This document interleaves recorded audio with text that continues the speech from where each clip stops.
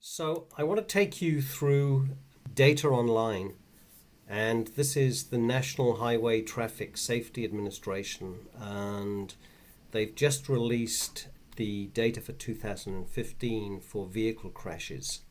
We can find this data here, and it's in various forms. And if we're going to understand this data, then we need to be able to pick it up. And in this case, I've chosen this CSV file, that's comma separated variable. These are different kinds of files. I want to see how we can manage to pick this data up. So I've downloaded the CSV file. If we go to the data here, this is what it looks like.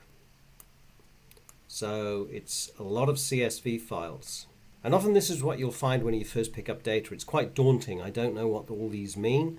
And if I open one of these, for example, this one, that we see that it's got year, state, so for Alabama, and it's quite a big file.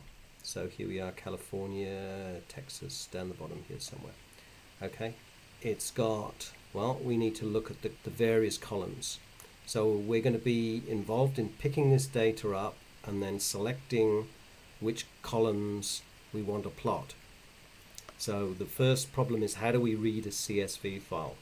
So let me take you through how we do that. So I have some code here called read CSV, and down the bottom here we're going to have some divs, and one of these is going to request you to pick a file. So this input type file and then file input is quite a nice way to pick out a file from your file system.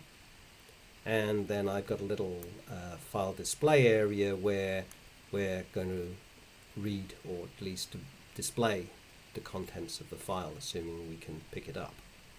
So let me just show you what it looks like when we run this. So here, choose a file, and I've got a little test CSV file here. It's actually not so small, but you see it's CSV, and when we open it,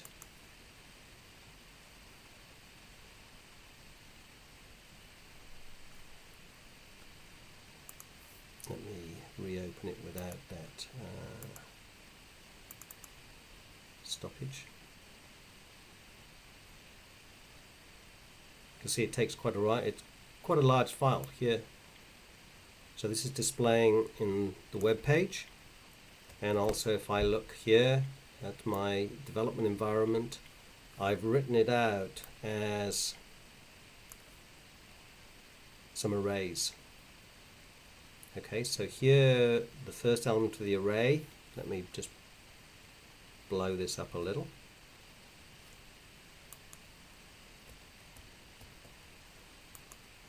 It doesn't, I think it's too big. Yeah, there we go. I don't know if you can see, it's got state, st underscore case, vehicle number, or number of vehicles I just think it is, and then I'm not quite sure what this is. And then we have row after row.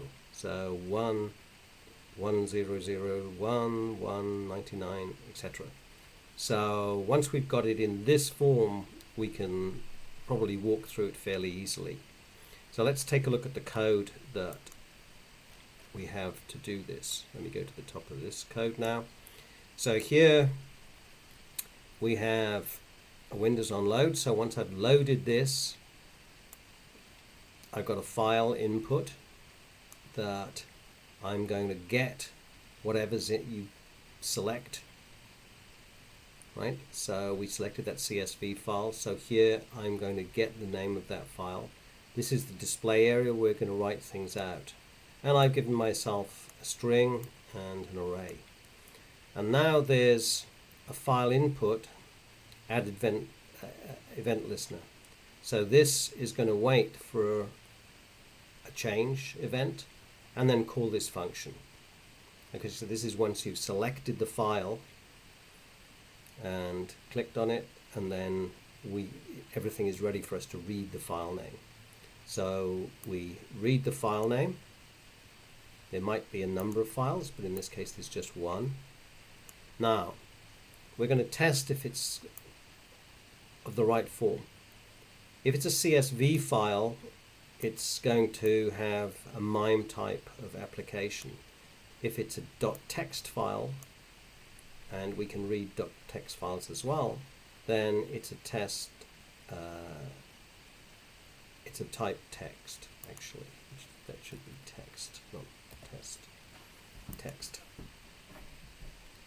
Okay, so we check the file, the MIME file type, and if it's okay, we create a reader, and then once the file, the reader is created, on load, we call this function. And otherwise we say file is not supported. Now, what this does is it creates a reader here, and once everything is read, then reader.result will contain the result of that read. And also we're going to write reader result into the file display area. And if you remember down here, the file display area, here it is. It's this pre here. Okay. So that's where all the work is done. And now I'm going to, we've got the result, so it's a string. It's going to be displayed in the web page. But now I'm going to do some extra work. I'm going to run through that string and convert it to an array, or an array of arrays. And that's what this CSV to array does. And you can look through it here, but basically it takes the string, so the whole document is the string now, but inside that string there's some delimiters, and we're going to split up that data into arrays based on that delimiter. So in this case, I've got, if you define the delimiter, I define it as space here, then it'll choose to break that file up based on spaces or line returns. Otherwise, we can break it up based on commas. Okay, so that's how we read the file, and here you see the result that we've got my array. I've got my array of arrays, and now we could pass this to Google Charts.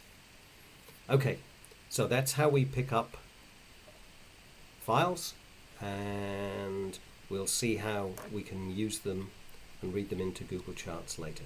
Okay, bye for now.